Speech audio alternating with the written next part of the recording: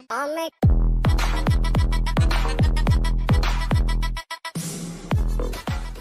so hi everyone, welcome to the Cat Kings NMAT series. Today we have with us Purvesh here, who's an NMAT 275 scorer. I feel so proud. He's like nailed the exam and a fresher who managed to do that along with college and studies in final year of engineering. So super congrats, Purvesh. Thank you so much, ma'am. Lovely. So tell us, Purvesh, how did you go about this entire NMAT preparation? When did you start studying for NMAT? And what do you think was the reason behind getting 275? Okay, so NMAT, I gave NMAT after my CAT exam. And so, as with everyone, this was also my plan B. But after CAT, I had started studying for this exam, and the main factor which made this exam different than others was the adaptive nature of the test. So Right. this was conducted by the GMAT, which is the governing body, and so this needed a pretty different strategy because you can't switch between questions, and you need to solve the questions one after the other. So Right. the first part was getting the initial questions right because that's what sets the base score higher. If you get those wrong, then whatever you do after won't affect your scores much. Correct. Correct. So as you had explained in YouTube videos, Cat King YouTube videos, I followed those regularly. And then so getting the initial questions right was the strategy. And after that, I gave the official mock and I followed the official guide which they provide.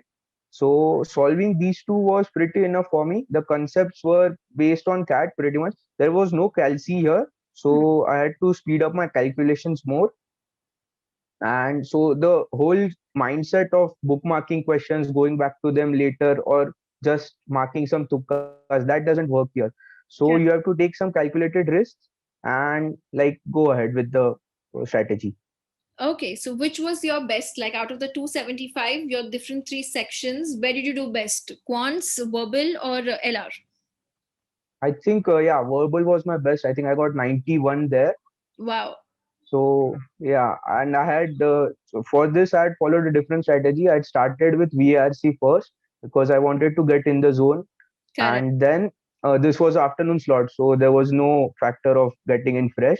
Hmm. So I started with VRC and I had joined Cat King right then. So I had attended some of Rahul sir's class, and like VRC was not my good subject before, but it had improved since these 2 3 weeks. Nice. So after VRC, then I got in the zone, and then DILR and quant was quite easy for me in NMAT. Lovely. That's actually one of the strategies which I always recommend students. Start with verbal. The time just flies. You don't even realize that, short period is over. So I'm glad that worked for you as well, the whole strategy. What do you think, is it beneficial to write multiple times NMAT? Since you got in the first attempt only 275, you didn't need. But, do you think you would recommend the students to prepare yourself to give NMAT multiple times? Yeah, I think even like you should at least attempt twice. They have the option of giving it again, and you pay after you have got your score. So there's no chance of like letting your money go waste or something.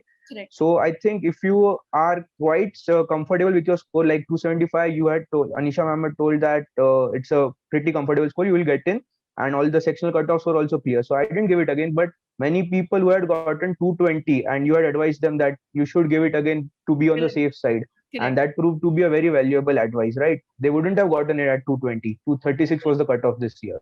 Yes. Yeah, so due to this adaptive testing, the cutoff shot up, and so I think you should be in a pretty comfortable position that you can predict you are in.